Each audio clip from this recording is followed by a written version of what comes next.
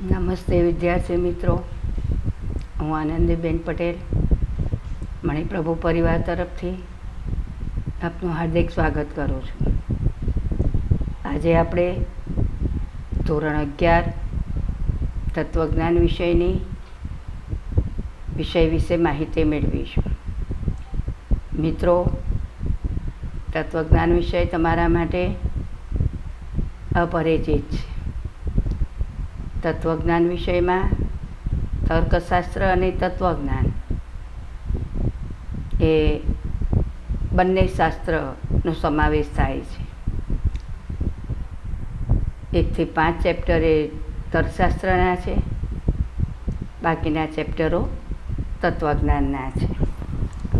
તો આજે આપણે પ્રકરણ 1 તર્કશાસ્ત્રની સમજ તેના વિશે આપણે માહિતી મેળવીશું.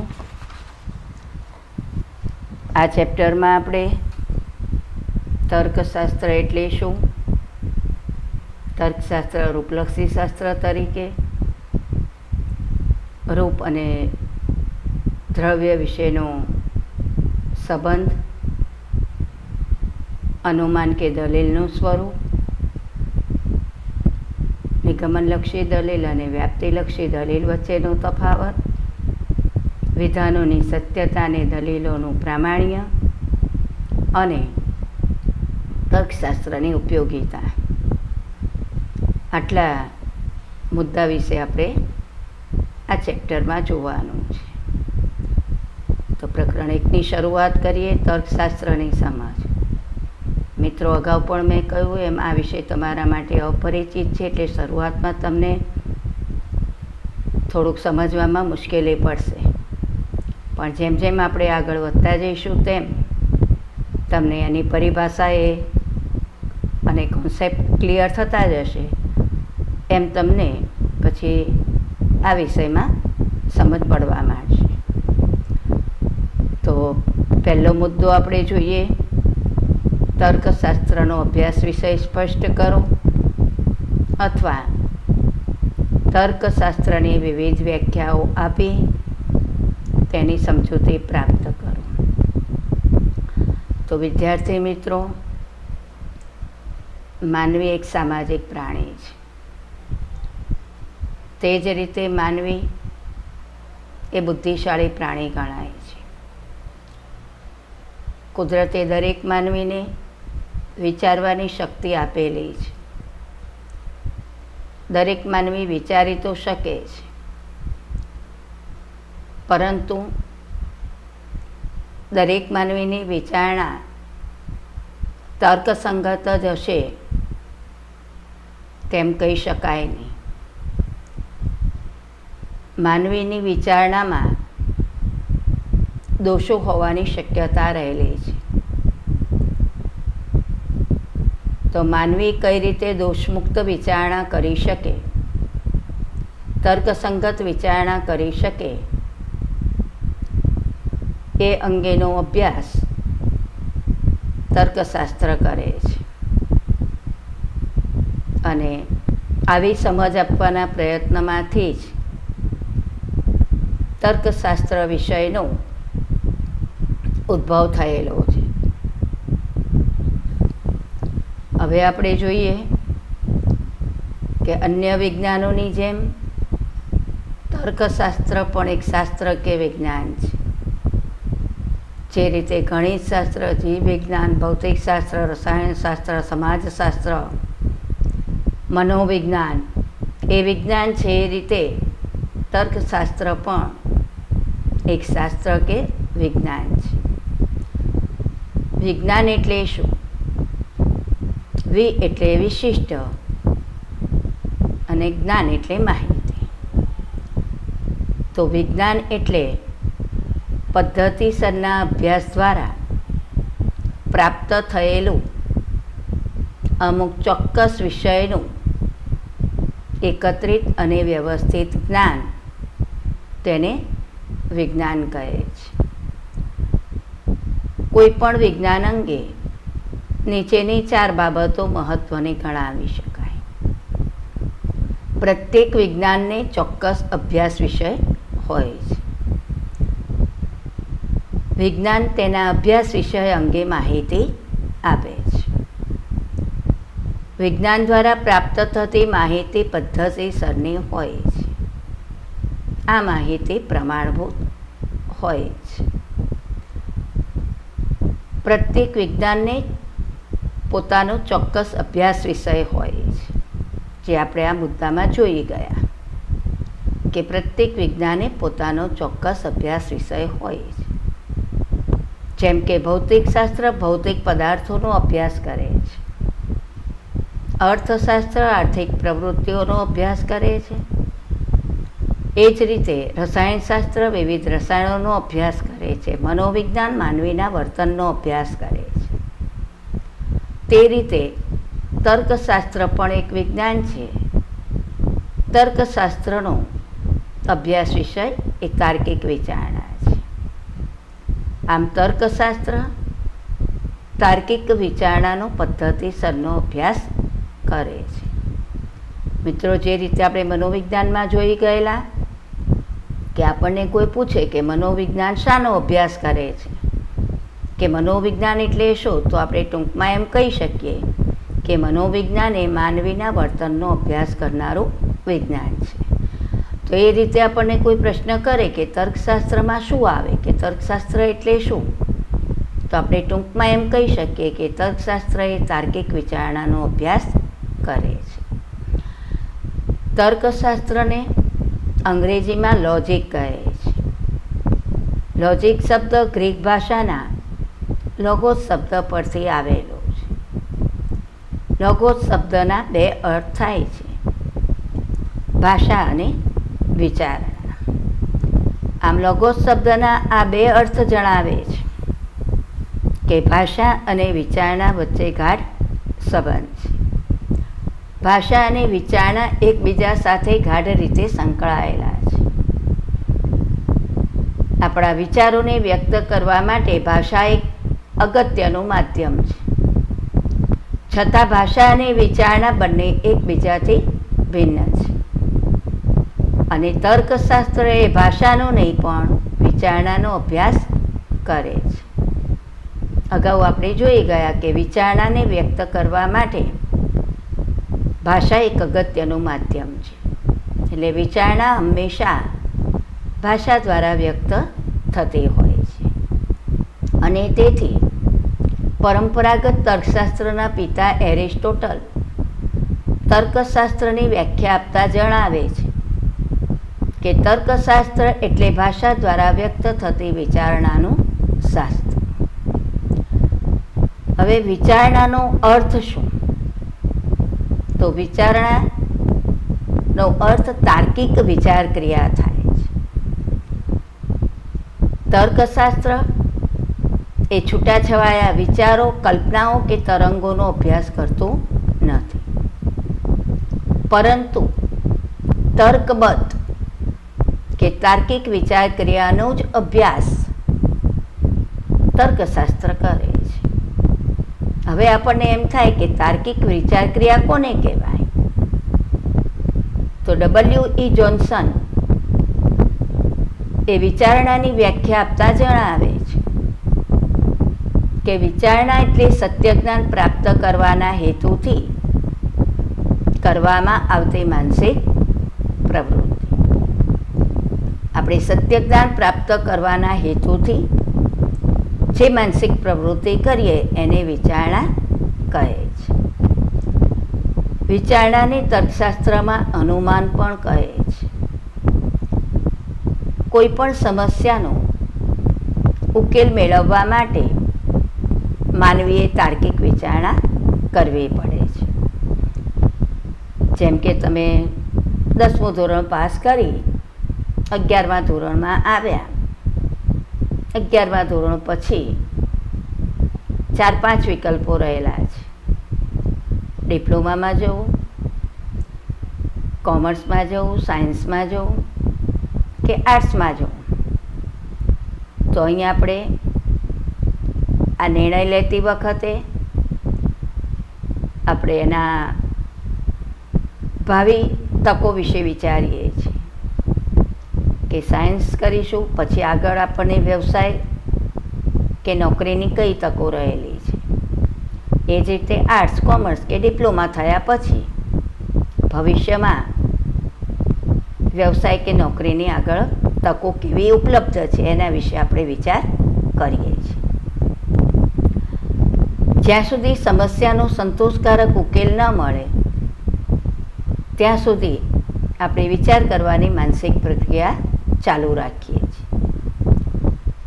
W.E. જોન્સન જણાવે છે કે તાર્કિક વિચારણાનો આરંભ, શરૂઆત પ્રશ્નથી થાય છે અને તેનો અંત જવાબથી આવે છે. મિત્રો, આપણી સમક્ષ કોઈ મુશ્કેલી હોય, કોઈ સમસ્યા ઉદ્ભવે તો એ સમસ્યાના ઉદ્ભવથી તાર્કિક વિચારણાની શરૂઆત થાય છે. એ સમસ્યાનો ઉકેલ પ્રાપ્ત થતાં તેનો અંત આવે છે.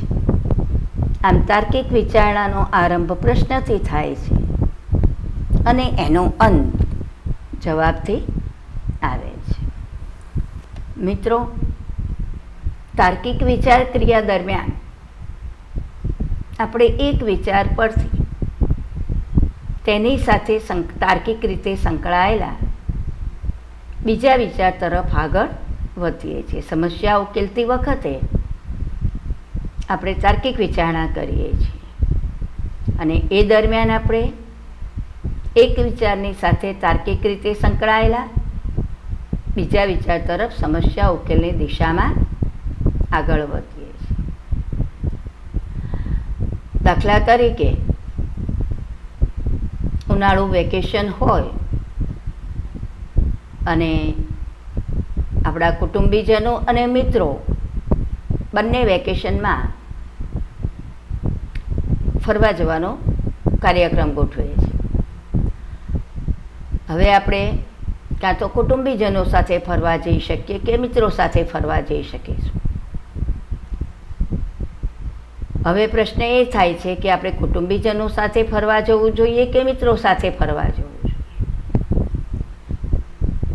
તો એ અંગે નિર્ણય લેતી વખતે આપણે તાર્કિક વિચારણા કરીએ છીએ કે જો કુટુંબીજનો સાથે આપણે ફરવા જઈશું તો થોડુંક આપણે નિયંત્રણમાં રહેવું પડશે. ધમાલ, મસ્તી, તોફાન નહીં કરી શકીએ, પરંતુ આપણી સલામતી જળવાશે. બીજું, રહેવા, જમવાની અને અન્ય જવાબદારીમાંથી આપણે મુક્ત રહી શકીશું. મિત્રો સાથે ફરવા જઈશું તો આપણે મુક્ત રીતે આનંદ માણી શકીશું. આપણા ઉપર કોઈનું નિયંત્રણ કે કાબૂ નહીં હોય, પરંતુ સાથે સાથે રહેવાની, જમવાની આ બધી વ્યવસ્થા આપણે જાતે કરવી પડશે અને સલામતીનો પ્રશ્ન રહેશે. તો આ રીતે આપણે તાર્કિક વિચારણા કરીએ છીએ. હવે મિત્રો, આપણે પોતાનું ઘર છે,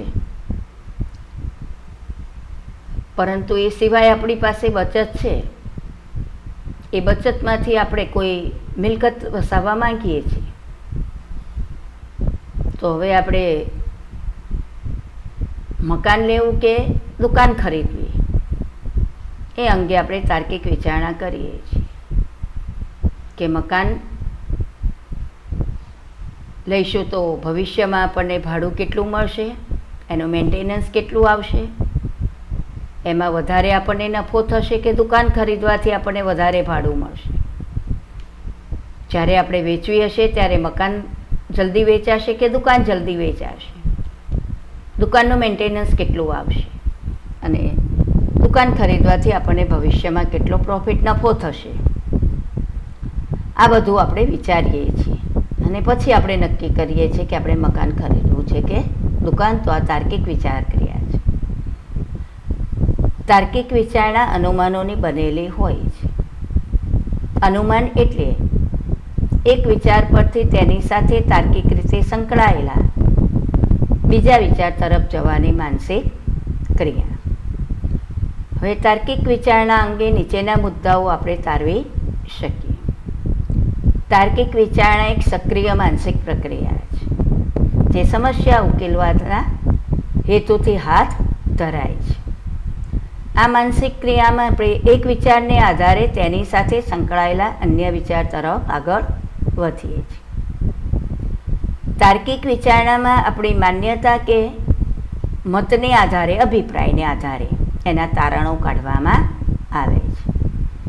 તાર્કિક વિચારણાનો આરંભ પ્રશ્નથી થાય છે, એનો અંત તેના જવાબ કે ઉત્તરથી આવે છે.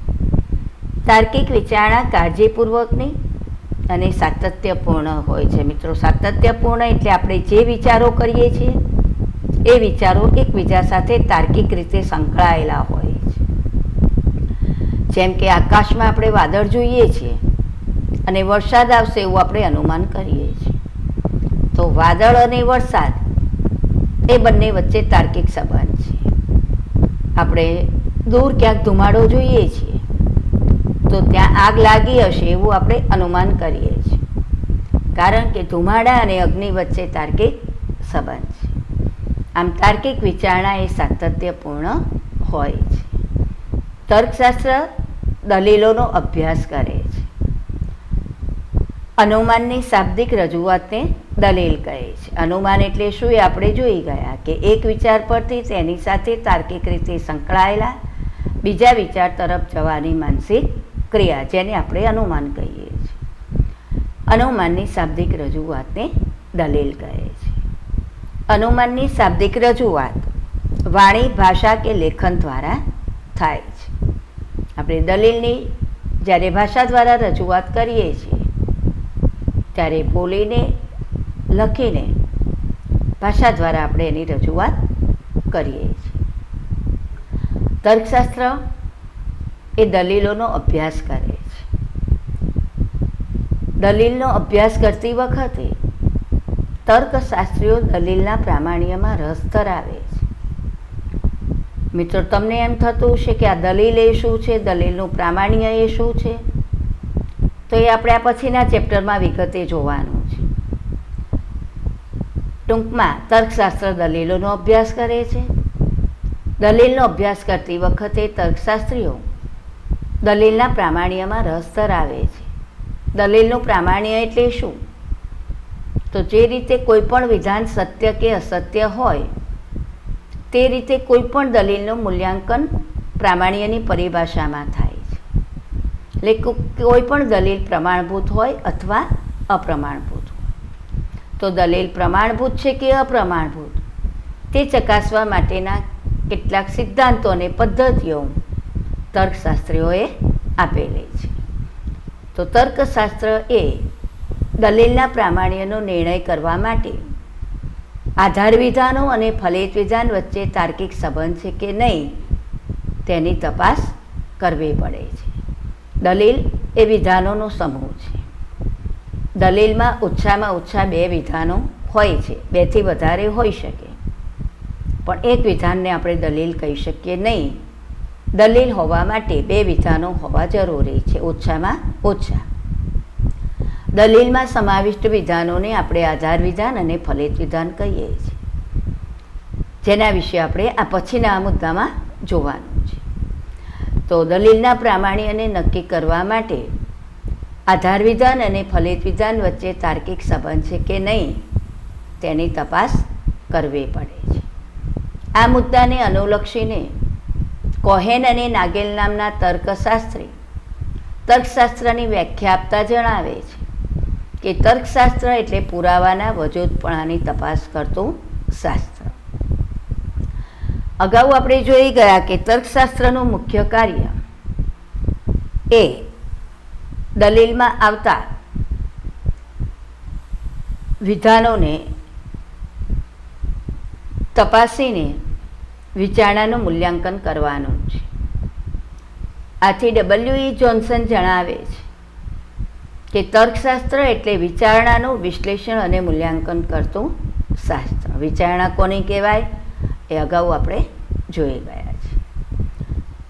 ઇર્વિંગેમ કોપી નામના તર્કશાસ્ત્રીના મતે તર્કશાસ્ત્ર એટલે પ્રમાણભૂત અને અપ્રમાણભૂત તર્ક ક્રિયા વચ્ચેનો ભેદ દર્શાવનારી પદ્ધતિઓ અને સિદ્ધાંતોનો અભ્યાસ.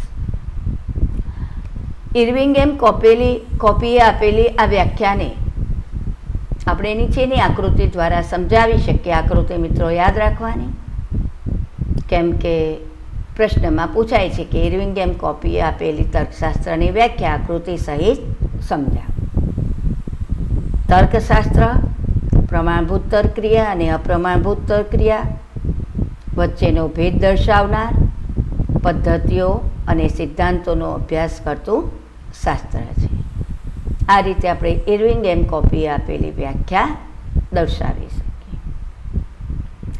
હવે મિત્રો મનોયત્ન 1.1 સ્વાધ્યાયના ચોપડામાં લખવાનું છે. આપણે સ્વાધ્યાય અને એસાઇનમેન્ટના 2 ચોપડા બનાવવાના છે. એમાં જે હેતુલક્ષી હશે એ આપણે સ્વાધ્યાયના ચોપડામાં લખીશું. જે વિસ્તૃત પ્રશ્નો હશે નિબંધલક્ષી ટાઈપના એ આપણે એસાઇનમેન્ટના ચોપડામાં લખીશું. તો મનોયત્ન 1.1 સ્વાધ્યાયના ચોપડામાં લખવાનું છે. હવે મનોયત્ન 1.1 આપણે જોઈએ. પ્રશ્ન પહેલો, 1-2 શબ્દમાં ઉત્તર આપો. તર્કશાસ્ત્રનો અભ્યાસ વિષય શું છે? તર્કશાસ્ત્રનો અભ્યાસ વિષય તાર્કિક વિચારણા છે. લોગોસ શબ્દનો અર્થ જણાવો. લોગોસ શબ્દના 2 અર્થ થાય છે. 1 ભાષા અને 2 વિચારણા. ત્રીજો પ્રશ્ન, વિચારણાને કોની સાથે ગાઢ સંબંધ છે? વિચારણાને ભાષા સાથે ગાઢ સંબંધ છે. 4 વિચારણાની રજૂઆત કરવા માટે શું જરૂરી છે? વિચારણાની રજૂઆત કરવા માટે ભાષાનો ઉપયોગ જરૂરી છે. 5 ભાષા દ્વારા વ્યક્ત થતી વિચારણાનું શાસ્ત્ર કોને કહેવાય છે? એરિસ્ટોટલ તર્કશાસ્ત્રને ભાષા દ્વારા વ્યક્ત થતી વિચારણાનું શાસ્ત્ર કહે છે. 6 સત્ય જ્ઞાનની પ્રાપ્તિ માટે કરવામાં આવતી માનસિક પ્રવૃત્તિ એટલે શું? સત્ય જ્ઞાનની પ્રાપ્તિ માટે કરવામાં આવતી માનસિક પ્રવૃત્તિ એટલે વિચારણા, જે વ્યાખ્યા W.E. જોન્સને આપેલી છે. 7 તાર્કિક વિચારણાને બીજા કયા નામે ઓળખવામાં આવે છે? તાર્કિક વિચારણાને અનુમાન તરીકે પણ ઓળખવામાં આવે છે. 8 અનુમાનની શાબ્દિક રજૂઆતને શું કહે છે? અનુમાનની શાબ્દિક વ્યાખ્યા દલીલ કહે છે. 9 તર્કશાસ્ત્ર એટલે પુરાવાના વજૂદપણાની તપાસ કરતું શાસ્ત્ર. આ વ્યાખ્યા કોણે આપેલી છે? કોહેન અને નાગેલ નામના તર્કશાસ્ત્રીએ. 10 તર્કશાસ્ત્રનું મુખ્ય કાર્ય શું છે? તર્કશાસ્ત્રનું મુખ્ય કાર્ય દલીલના પ્રામાણ્યની તપાસ કરવી તે છે. પ્રશ્ન 2 વ્યાખ્યા આપો. વિજ્ઞાન. વિજ્ઞાન એટલે